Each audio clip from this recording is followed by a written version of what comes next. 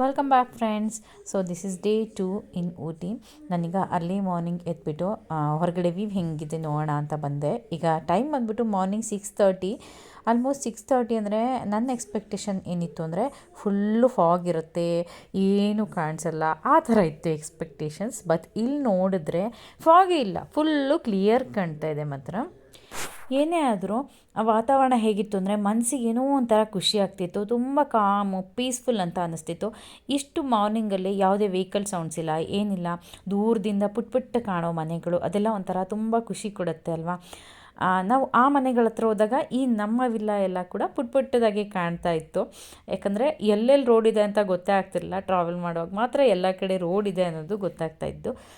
But ಏನೇ ಆದರೂ ನಾನು ಮಾತ್ರ ಈ ಲೋನ್ಲಿನೆಸ್ಸು, ಅರ್ಲಿ ಮಾರ್ನಿಂಗು, ಒಬ್ಬಳೆ ಆ ಪೀಸ್ಫುಲ್ ನೇಚರ್ ನೋಡ್ಕೊಂಡಿರೋದು, ಅದನ್ನು ಮಾತ್ರ ತುಂಬ ಚೆನ್ನಾಗಿ ಎಂಜಾಯ್ ಮಾಡಿದೆ. ನಾವು all get ready to room Ooty. So ಈಗ ಊಟಿನ ಸುತ್ತಾಡೋಕ್ಕೆ ಹೋಗಬೇಕು. ಏನೇನೋ ಒಂದಿಷ್ಟು ಪ್ಲೇಸ್ಗಳಿದೆ, ಅದು ಕಾಮನ್ ಆಗಿ ಗೊತ್ತಿರುವಂಥ ಪ್ಲೇಸಸ್ ಎಲ್ಲರಿಗೂ. ಬಟ್ ಮೇಯ್ನಾಗಿ ಊಟಿ ಬಂದುಬಿಟ್ಟು ಆ ವೆದರ್ನ ಎಂಜಾಯ್ ಮಾಡೋದಕ್ಕೆ, ಆ ಚಿಲ್ ವೆದರ್ನ ಎಂಜಾಯ್ ಮಾಡೋದೇ ಊಟಿಲಿ ಹೈಲೈಟ್ ಅಂತ ಅಂದ್ಕೊಳ್ತೀನಿ. ಹಾಗೆ ಇಲ್ಲಿ ಬ್ರೇಕ್ಫಾಸ್ಟ್ ರೆಡಿ ಆಗ್ತಾಯಿದೆ. ಇವತ್ತು ಬ್ರೇಕ್ಫಾಸ್ಟಿಗೆ ಮಕ್ಕಳಿಗೆ ಇಪ್ಪಿ, ಸೋನಿಯಕ್ಕ ಅವ್ರದ್ದು ಇಂಡಕ್ಷನ್ ಸ್ಟವ್ ತಂದಿದ್ರು, ಸೊ ಇಪ್ಪಿ ಕೂಡ ಅವರೇ ಮಾಡ್ತಾಯಿದ್ರು. ಇಲ್ಲಿ ಮಕ್ಕಳೆಲ್ಲ ಕೂಡ ಒಂದು ರೌಂಡ್ ವೆಯ್ಟ್ ಮಾಡ್ತಾ ಇದ್ದಾರೆ. ಎಸ್ ಫ್ರೆಂಡ್ಸ್, ಸೊ ಈಗ ನಮ್ಮ ವಿಲ್ಲಾ ಟೂರ್ ತೋರಿಸ್ತೀನಿ, ವಿಡಿಯೋ ಮಾಡ್ತಿರೋದು ನಮ್ಮ ಯಜಮಾನರು. ಸೊ ಇದು ನಮ್ದು 2 ಕಾರ್ ನಿಲ್ಲೋಷ್ಟು ಪಾರ್ಕಿಂಗ್ ಇದೆ. ಬರೀ ಇದು ಫ್ರಂಟ್ ಎಂಟ್ರಿ, ಕೇಳಿಸ್ತಿದೆಯಲ್ಲ, ಫ್ರಂಟ್ ಎಂಟ್ರಿ ಇದು. ಇಲ್ಲಿ ಅದಾದಮೇಲೆ ಹಿಂಗೆ ಬಂದರೆ ಇಲ್ಲಿ ಬ್ಯಾಕ್ ಯಾರ್ಡ್ ಇದೆ. ಸೊ ಇದು ಬ್ಯಾಕ್ ಯಾರ್ಡ್, ಅದು ವ್ಯೂ ಸಖತ್ತಾಗಿ ಕಾಣುತ್ತೆ ಅಲ್ಲಿಂದ, ಬ್ಯಾಕ್ ಯಾರ್ಡ್ ವ್ಯೂ. ಸೊ ಇದು ನೋಡ್ಸೋಣ ಅಂತ ವಿಡಿಯೋ ಮಾಡ್ತಿರೋದು. ಆ್ಯಂಡ್ ಇಲ್ಲಿಂದ ಹೋದರೆ ಮತ್ತೆ ಹಾಲಿಗೆ ಎಂಟ್ರಿ ಆಗುತ್ತೆ. ತೆಗೀರ, ಇಲ್ಲೇ ಡೋರ್ ಇದೆ, ಬನ್ನಿ ಫೋಟೋ ಶೂಟೆಲ್ಲ ಇದು ವಿಲಾದ್ ವಿಡಿಯೋ ಮಾಡೋಣ ಅಂತ. ಆ್ಯಂಡ್ ಇದು ಬಂದರೆ ಡೈರೆಕ್ಟ್ ಹಿಂಗೆ ಬ್ಯಾಕ್ ಯಾರ್ಡಿಂದ ಎಂಟ್ರಿ. ಸೊ ಇದೇ ಹಾಲು, ಅಲ್ಲಿಂದ ಫ್ರಂಟ್, ಇಲ್ಲಿಂದ ಬ್ಯಾಕ್ ಎಂಟ್ರಿ ಅಷ್ಟೇ. ಹಲೋ, ಆರಾಮಾಗೆಲ್ಲ ಬ್ರೇಕ್ಫಾಸ್ಟ್ ಮಾಡ್ತಾ ಇದ್ದಾರೆ. ಹಾಂ, ಹಿಂಗೆ ಬಂದರೆ ಇದೇ ಕಿಚನು. ನಾನು ಆಗಲೇ ಇಲ್ಲಿಂದಾನೇ ವಿಡಿಯೋ ಮಾಡಿದ್ದು. ಸೊ ಅವ್ರು ನಮಗೊಂದು ಕಾಫಿ ಮಾಡ್ಕೊಳ್ಳೋಕೆ ಒಂದು ಕೆಟಲ್ ಕೊಟ್ಟಿದ್ರು ಅಷ್ಟೇ. ಇಂಡಕ್ಷನ್ ಎಲ್ಲ ನಾವೇ ತಗೊಂಬಂದಿದ್ದು, ಇವರೇ ತಗೊಂಬಂದಿದ್ದು ಇಂಡಕ್ಷನ್, ನಾನೆಲ್ಲ ಇವರೇ ತಗೊಂಬಂದಿದ್ದು. ಸೊ ಅದಾದಮೇಲೆ ಇಲ್ಲೊಂದು ಬೆಡ್ರೂಮ್ ಇದೆ, ಇದು ಅವ್ರದ್ದು ಬೆಡ್ರೂಮ್ ಎಲ್ಲ ಚೆನ್ನಾಗಿದೆ, ಎಕ್ಸ್ಟ್ರಾ ಇದೆಲ್ಲ ಕೊಟ್ಟಿದ್ದಾರೆ. ಸೊ ಎಲ್ಲ ಮೆಸ್ಸಿ ಆಗಿದೆ. ಒಂದು ವಾಶ್ರೂಮ್, ಒಂದು ಬೆಡ್ರೂಮ್. ಅದಾದಮೇಲೆ ಇನ್ನೊಂದು ಸಿಂಕ್ ಏರಿಯಾ ಆ್ಯಂಡ್ ಇದೊಂದು ಬೆಡ್ರೂಮ್ ಇಲ್ಲಿ ನಾವು ತೊಗೊಂಡಿದ್ದೀವಿ. ಆ್ಯಂಡ್ ನಮಗೆ ಎಕ್ಸ್ಟ್ರಾ ಇದೆ. ಸೊ ಇದಿಷ್ಟು ಇಲ್ಲ, ಸಿಂಪಲ್ ಆಗಿ ಟಕ್ಕಂತ ಹೇಳಿದ್ವಿ, ಯಾಕಂದರೆ ನಮ್ಮ ಮನೆ ಏನಲ್ವಲ್ಲ, ಸುಮ್ಮನೆ 2 ಸೇರಕ್ಕೆ ಬಂದಿದ್ದೀವಿ ಅಷ್ಟೇ. ಸೊ 2 ಡೇಸಿಗೆ ನಾವು ವಿಲ್ಲಾ ಬುಕ್ ಮಾಡ್ಕೊಂಡಿದ್ವಿ. ಲಕ್ಕಿಲಿ ಬುಕ್ ಮಾಡ್ಕೊಂಡು ಬಂದು ಒಳ್ಳೇದಾಯಿತು. ಓಕೆ, ಚಳಿ ಇದೆ, ಬಿಸಿಲು ಬಂದಿದೆ ಆಲ್ರೆಡಿ. Time already 9:20 time. ಬಿಸಿಲು ಬೆಳಗ್ಗೆ 7 ಗಂಟೆಗೆ ಇತ್ತು, ಸ್ವಲ್ಪ ಲೈಟಾಗಿ ಮೇಲ್ಗಡೆ ಕಾಣ್ತಾ ಇತ್ತು. ಬಟ್ ಫಾಗ್ ಎಲ್ಲ ಏನೂ ಇಲ್ಲ, ಎಲ್ಲ ಹೇಳಿದ್ರು ಫಾಗ್ ಇರುತ್ತೆ ಇದೆ. ಬಟ್ ಚಳಿ ಇದೆ, ಕೊರಿಯೋ ಚಳಿ ಅಂತಾರಲ್ಲ ಹಂಗಿದೆ. ಹಾಗೆ ನೆಲದ ಮೇಲೆ ಕಾಲು ಇಡೋಕ್ಕೂ ಆಗಲ್ಲ, ಚಳಿ ಇದೆ. ನಾನೇನೂ ಹಾಕ್ಕೊಂಡಿಲ್ಲ, ಆದರೂ ಜಾಕೆಟ್ ಎಲ್ಲ ನೋಡಿ ಈ ಥರ ಆಗಿದೆ, ಚೆನ್ನಾಗಿದೆ. ಸೊ ಈಗ ನಾವು ಬ್ರೇಕ್ಫಾಸ್ಟ್ ಮಾಡಬೇಕು. ಮಕ್ಕಳದ್ದು ಒಂದು ರೌಂಡ್ ಆಯಿತು. ಸೊ ಇಂಡಕ್ಷನಿಗೆ ಒಂದೇ ಒಂದು ಸಣ್ಣ ಪಾತ್ರೆ ತಂದಿದ್ದು, ಹಂಗಾಗ್ಬಿಟ್ಟು ಫಸ್ಟ್ ರೌಂಡ್ ಮಕ್ಕಳಿಗೆ. ಸೊ ಈಗ ಸೆಕೆಂಡ್ ರೌಂಡು ನಾವು ಬ್ರೇಕ್ಫಾಸ್ಟ್ ಮುಗಿಸ್ತೀವಿ. ನಮ್ದು ರೆಡಿ ಆಗ್ತಿದೆ. ಹಾಂ,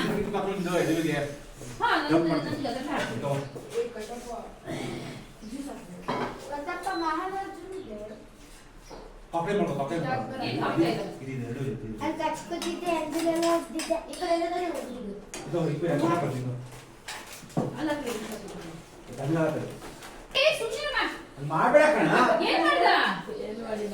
ಕಷ್ಟ ಅವನು ಇದಕ್ಕೆ ವೇಫರ್ಗೆ.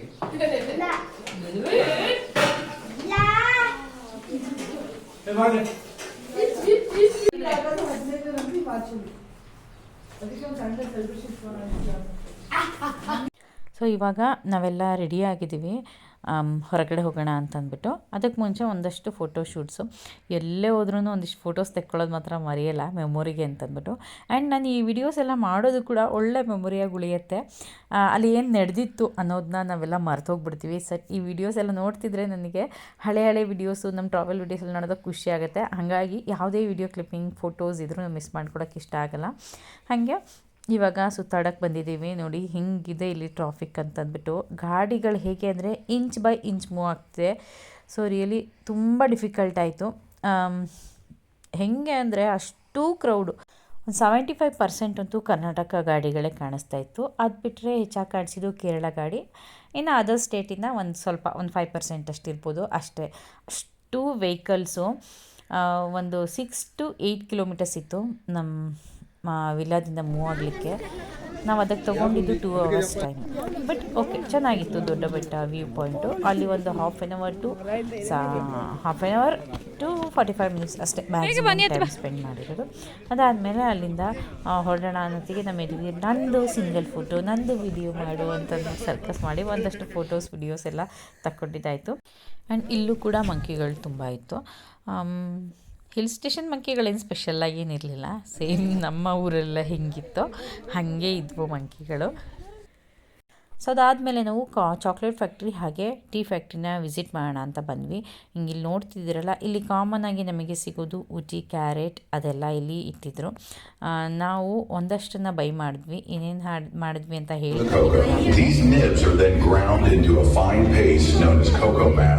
ಇದು ಅಲ್ಲಿ ನೋಡಿದ್ವಲ್ಲ ನಾವು ನೆನ್ನೆ ದಟ್ಟವನ್ನ. Through pressing, we separate the kilograms of sugar, 15 kilograms of cocoa mass, 22 kilograms of cocoa butter, 14.5 full details ಕೊಡ್ತಾ ಇದ್ದಾರೆ ಅವರಲ್ಲಿ. 5 kilograms.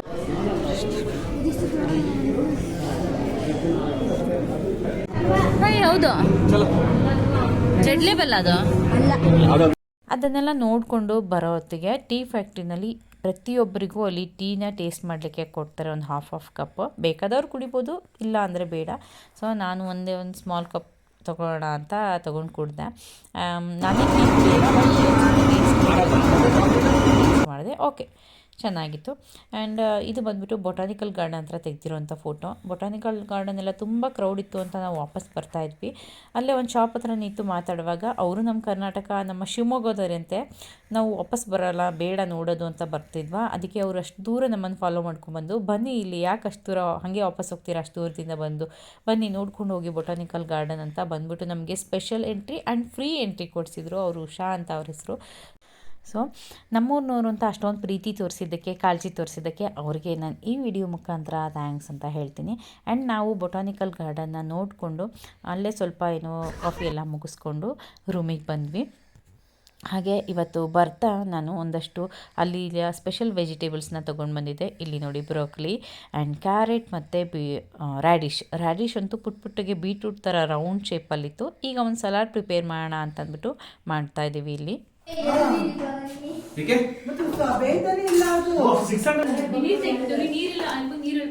ಹೇಳಪ್ಪ ಅಂದ್ರೆ ನನ್ನ ಹತ್ರ ನಂಬರ್ ಇಲ್ಲ. ಇದೇನಿದು ಏನಿದೆ? ಫೋನ್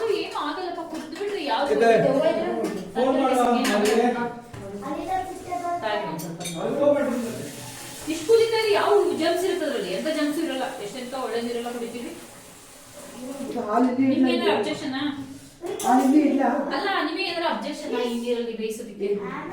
ತಿಂದ್ರೆ ಅದಕ್ಕೆ ನೋಡಿದ್ರ ರ್ಯಾಡಿಶ್ ವಾಶ್ ಮಾಡಿ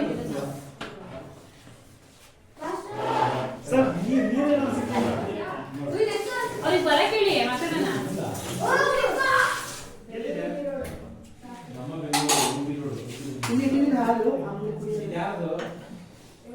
ಆಯ್ತಾ ವಾಶ್ ಮಾಡಿದ್ದು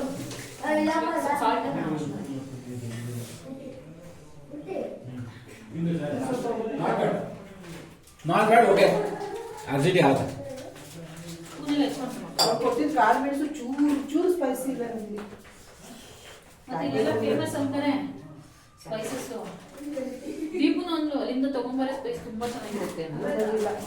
ಹಾಗೆ ಇಷ್ಟೊತ್ತಿಗೆ ನಾವು ಯಾಕೆ ಫುಡ್ನ ಪ್ರಿಪೇರ್ ಮಾಡೋಕ್ಕೆ ಇಷ್ಟೊಂದು ಸರ್ಕಸ್ ಮಾಡ್ತಿದ್ದೀವಿ ಅಂತಂದರೆ ನಮಗೆ ಮಧ್ಯಾಹ್ನದ ಊಟ ಕೂಡ ಅಷ್ಟು ಸರಿಯಾಗಿ ಸಿಗಲಿಲ್ಲ.